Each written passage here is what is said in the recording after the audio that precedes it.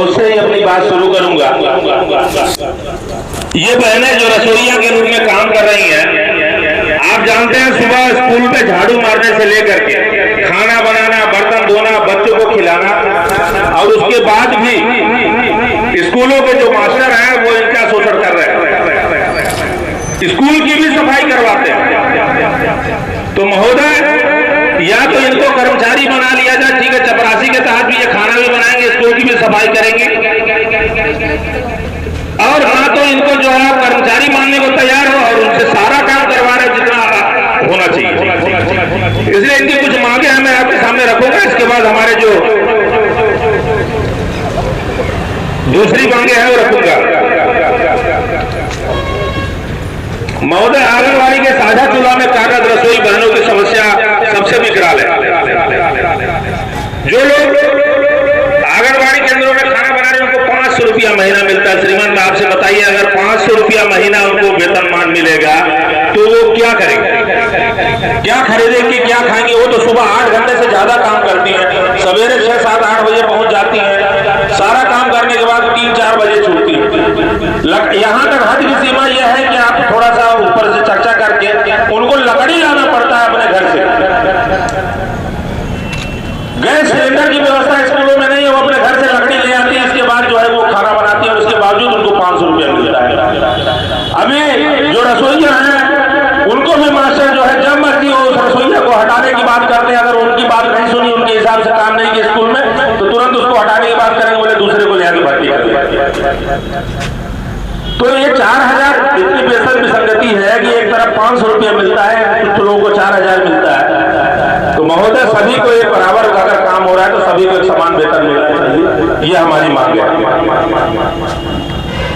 आंगनबाड़ी कार्यकर्ताओं को सहायताओं की तर्ज पर जिस तरह से मिनी कार्यकर्ताओं को पूरा कर दिया गया, लेकिन उनका वेतनमान अभी बराबर बढ़ोतरी करके नहीं मिला। महोदय, हमारी मांग है कम से कम उनको भी बराबर वेतनमान में ले लिया जाए, ताकि जब बराबर काम कर रहे हैं, एक समान एक काम का हो रहा है, तो वेतन भी सबको एक समान मिलना चाहिए। और रसोइयों को भी जिस तरीके से आंगनबाड़ी कार्यकर्ता सहायिकाओं की नियुक्ति विभाग द्वारा हो रही है, हमारी मांग ये है, एटक यूनियन की मांग है, उनकी भी जो नियुक्ति है रसोइयों की, वो भी विभाग के द्वारा की जाए, जिससे कि ये जो मास्टर और समूह वाले दोनों मिलकर के उनका शोषण कर रहे हैं, इस पर लगाम लग सके। महोदय, अब मैं आपसे बात रखूंगा आंगनबाड़ी कार्यकर्ताओं की।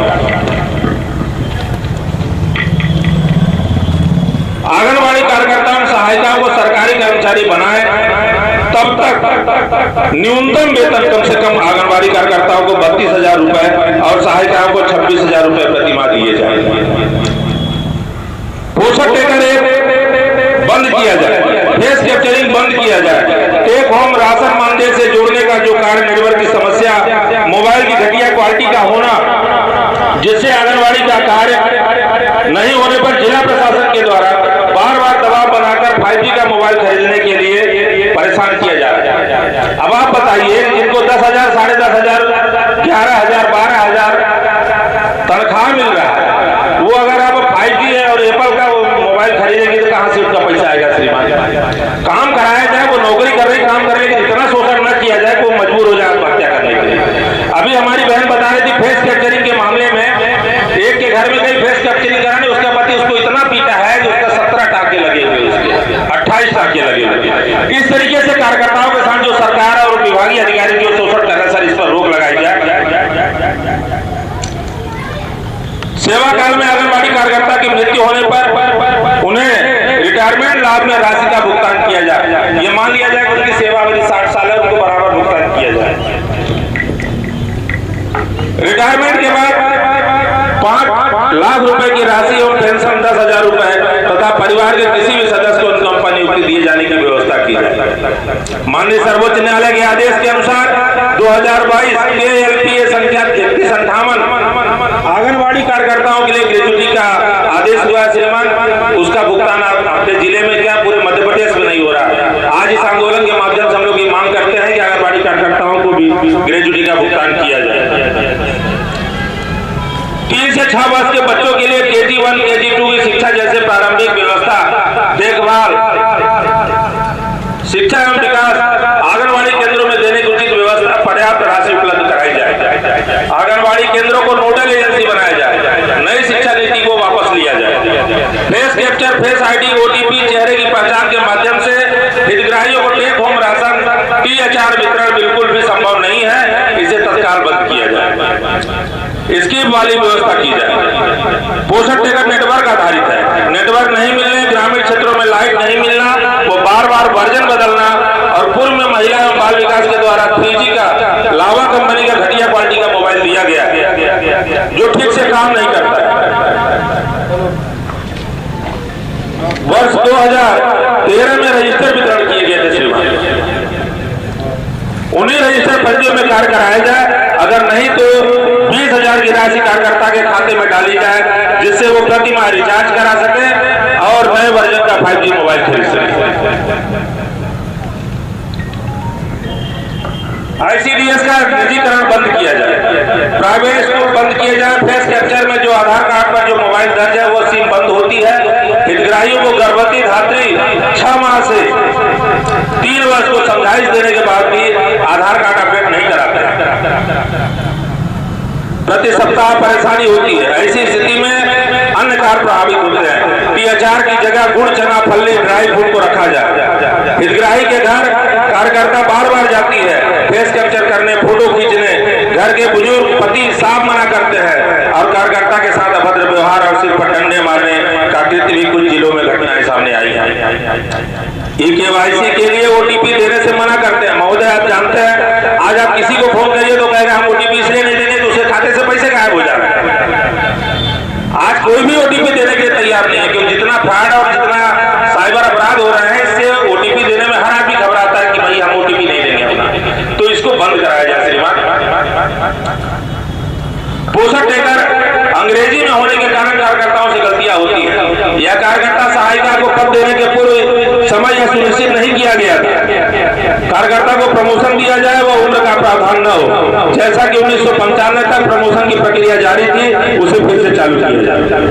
आंगनबाड़ी केंद्रों में अन्य राज्यों की तरह 1 माह का ग्रीष्मकालीन अवकाश दिया जाए।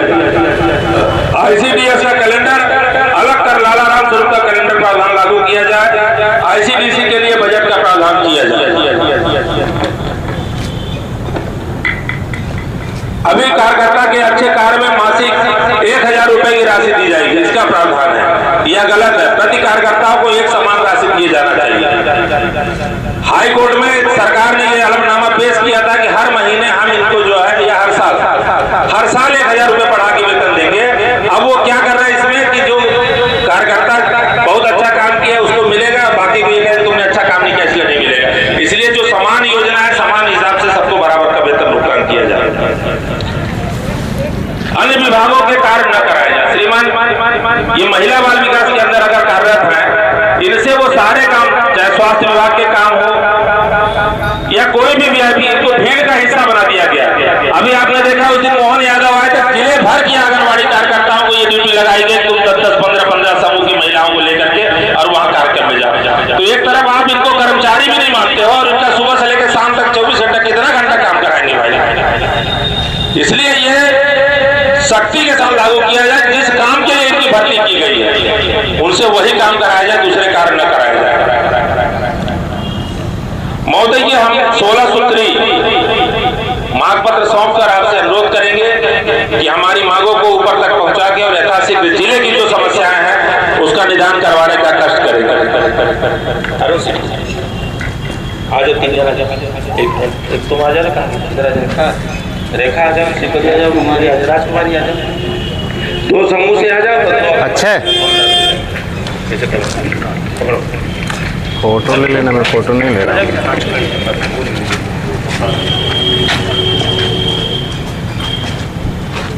आप पीछे से लेंगे तो पूरा हाँ आओ ले लो,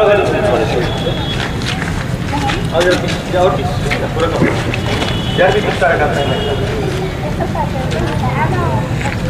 मोबाइल। अच्छा, हमारी लड़ाई लोग सामने पढ़ लो। जैसे कि आप देख रहे हैं, जिला कलेक्टर प्रतिनिधि जो है ज्ञापन लेने के लिए आए हुए हैं और अभी आंगनबाड़ी कार्यकर्ताओं की 16 सूत्री मांग थी, जिसको लेकर के ITUC के द्वारा जो है जिला कलेक्टर सिंगरौली में जो धरना दिया गया, धरना के तहत जो है जिला कलेक्टर प्रतिनिधि को जो है ज्ञापन सौंपते हुए, जैसा कि आप देख रहे हैं।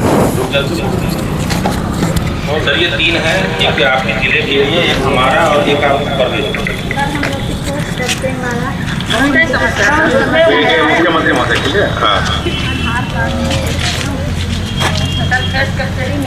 इसके नीचे डबल है। हाँ, इसलिए हमने ऐसा सेट बना दिया कि प्रधानमंत्री कार्यालय को भेजने के लिए मुख्यमंत्री को एक आपके जिले में, एक